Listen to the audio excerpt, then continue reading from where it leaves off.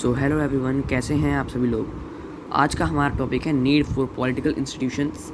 I hope आपने मेरी पिछली वाली वीडियो देख ली होगी, उसमें मैंने द डिसीजन मेकर टॉपिक समझाया था। तो आज हम आ चुके हैं नीड फॉर पॉलिटिकल इंस्टीट्यूशन। और इस टॉपिक को स्टार्ट करने से पहले मैं आपको बता दूँ, मेरा चैनल है स्टडी फॉर नॉलेज। आप प्लीज़ उस चैनल को सब्सक्राइब कर लेना उस पर, क्योंकि नई नई वीडियोज़ आती रहेंगी। और उस पर पढ़ाई के साथ साथ और सिविक्स के चैप्टर के साथ साथ और भी चैप्टर्स की वीडियो आएंगी क्लास 9th की। तो आप प्लीज़ मेरे चैनल को सब्सक्राइब कर लेना और शेयर कर लेना और लाइक कर लेना। चलिए टॉपिक को स्टार्ट करते हैं। टॉपिक का नाम है नीड फॉर पॉलिटिकल इंस्टीट्यूशन। हमें पॉलिटिकल इंस्टीट्यूशन की क्या नीड है। मैंने आपको पिछली वीडियो में बताया था ना कि क्वेश्चन आता है कि हमें पॉलिटिकल इंस्टीट्यूशंस की नीड होती है। तो वो क्वेश्चन उस क्वेश्चन का आंसर मैंने कहा था ना इस वीडियो में दूंगा। तो आज हम इस वीडियो में आपको आंसर देंगे। चलिए स्टार्ट करते हैं। पहले रीड कर लेता हूँ मैं आपके लिए, उसके बाद फिर मैं आपको समझाऊँगा।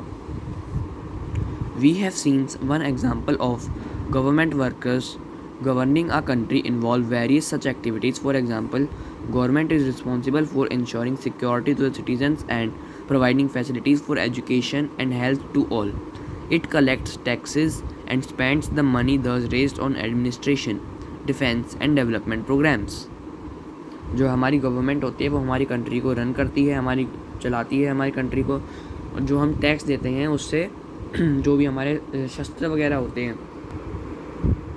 जो भी हमारी डिफेंस की चीज़ें होती हैं, एडमिनिस्ट्रेशन की चीज़ें होती हैं, वो सब उनसे ख़रीदते हैं गवर्नमेंट हमारी। तो हमने टैक्स दिया और वो फिर हमारी कंट्री के लिए डिफेंस के जो भी इक्विपमेंट चाहिए होता है डिफेंस के लिए, डेवलपमेंट के लिए, कहीं पर कोई यूनिवर्सिटी बन रही है, कुछ हो रहा है, तो वो सब इन्हीं पैसों से आता है। It formulates and implements several welfare schemes. ये बहुत सारी स्कीम्स चलाती है गवर्नमेंट। या इसके लिए मैं इको का चैप्टर्स हैं वो भी मैं समझाऊंगा। उसमें गवर्नमेंट ने स्कीम्स चला रखी हैं कई सारी पुअर पीपल के लिए। Some persons have to take decisions on how to go about these activities, others have to implement these decisions. कुछ का होता है कि हम कैसे डिसीजन को इम्प्लीमेंट करा जाए, कुछ का काम होता है कि हम डिसीजन को कैसे लागू करें। मतलब कि एक तो बात हो गई कि आपने डिसीजन को, आपने कोई भी ऑर्डर है आपने उसको बना दिया, कोई भी लॉ आपने बना दिया, एक आदमी ने तो ये करा, दूसरा आदमी क्या करेगा कि उस लॉ को लोग फॉलो कर रहे हैं कि नहीं, ये चेक करेगा, है ना। तो आगे रीड करते हैं। If disputes arise on these decisions और in their implementation, there should be someone to determine that what is right and what is wrong. It is important that everyone should know who is responsible for doing what. It is also important that these activities keep taking place even if the person in the key position changes. तो मैं आपको उस वाले question का answer दूंगा कि why do we need for political institution. ये मैंने आपके लिए पहले से हाईलाइट कर रखे थे। The Prime Minister and the Cabinet are institutions that take all important policy decisions. The civil servants working together are responsible for taking steps to implement the minister's decision. Supreme Court is an institution where disputes between citizen and the government are finally settled. तो मैं आपको explain कर देता हूँ।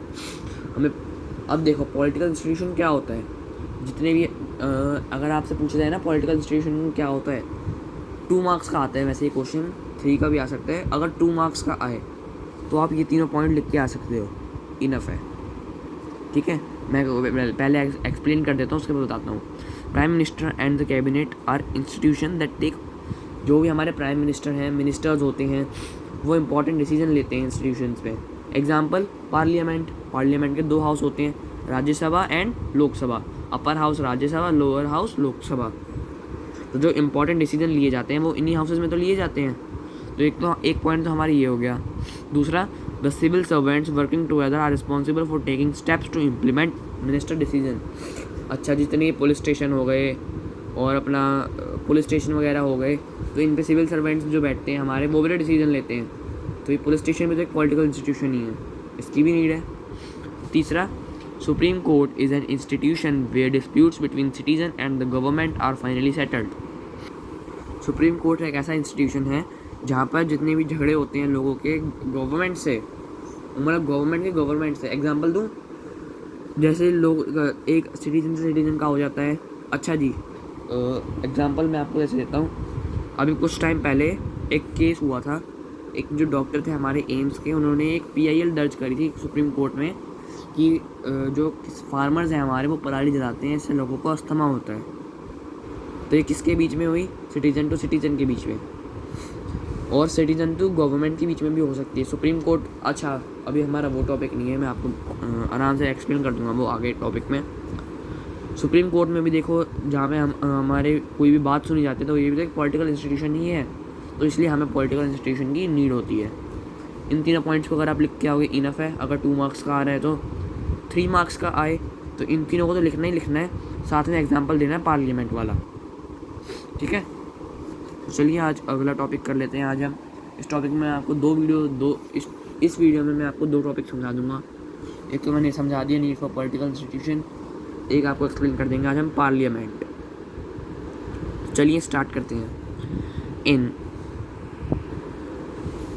example of office memorandum, do you remember the role of parliament? Perhaps not. Since this decision was not taken by parliament, you might think that the parliament had no role in it. But let you go back in the story and see whether parliament figures in it. The report of the Mandal Commission was discussed. President of India mentioned this in his the Prime Minister made a dash. The decision was not directly taken in Parliament, but parliamentary discussions on report influence and shape the decisions of the government. इसका क्या मतलब है? ये कह रहा है, जो मैंने आपको स्टार्टिंग में समझाया था ना, एक वो डरी थी, केस हुआ था एक मंडल कमीशन वाला। हाँ, तो फिर जो PIL डली थी तो उसमें पार्लियामेंट का रोल था कि नहीं? अगर था तो आप मुझे कमेंट कर देना, लाइक कर देना, और नहीं था तो फिर नो लिख देना कमेंट में, ठीक है। तो मैं आगे समझाता हूँ। The decision was not directly taken in parliament. Decision जो वहाँ पर लिया गया था वो डायरेक्ट पार्लियामेंट ने नहीं लिया था, मगर इनडायरेक्टली लिया गया था। जो भी मतलब जैसे मैंने बताया था ना, कोई भी लॉ इशू होता है तो उसमें प्रेसिडेंट के साइन लगते हैं। साइन कहाँ करेगा प्रेसिडेंट? पार्लियामेंट में आके तो करेगा।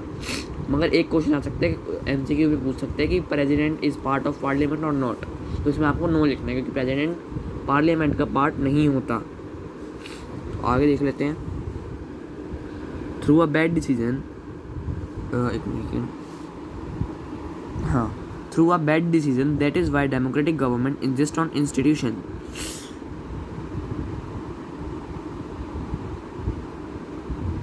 सॉरी, हाँ, तो मैं इसमें ये बता रहा था कि थोड़ा सा हैंग हो गया था फ़ोन। मैं आपको ये बता रहा था कि पार्लियामेंट में जो हमारा होता है, पार्लियामेंट में 2 हाउस होते हैं। अब इसको आप बुक की अब आप मत देखो, मेरी आप बस बात सुनो। पार्लियामेंट में हमारे 2 हाउसेज होते हैं, Rajya Sabha and Lok Sabha. Upper house का नाम होता है राज्यसभा, लोअर हाउस का नाम होता है लोकसभा। अब क्वेश्चन ये आया आपको कि राज्यसभा अगर अपर हाउस है तो राज्यसभा ज़्यादा पावरफुल होगा? नहीं, लोकसभा ज़्यादा पावरफुल होता है। ये बात मैंने आपको पिछली वीडियो में भी बताई थी, और इसको एक्सप्लेन मैं इस टॉपिक में करूँगा, वो मैं अगली वीडियो में लाऊंगा। क्वेश्चन आता है why do we need a parliament, ठीक है। तो थैंक यू एवरीवन, प्लीज़ मेरे चैनल को सब्सक्राइब कर लेना, स्टडी फॉर नॉलेज, और इसमें आपके लिए और वीडियोस आती रहेंगी। तो आज मैंने आपको 2 टॉपिक समझाए, नीड फॉर पॉलिटिकल इंस्टीट्यूशन, ये पॉइंट्स। दूसरा टॉपिक पार्लियामेंट, कि पार्लियामेंट क्या होता है, कितने तरह के पार्लियामेंट होते हैं, कितने हाउसेज होते हैं, मैंने सब एक्सप्लेन कर दिया है। अगला टॉपिक आपको अगली वीडियो में मिल जाएगा। Thank you very much, subscribe the channel.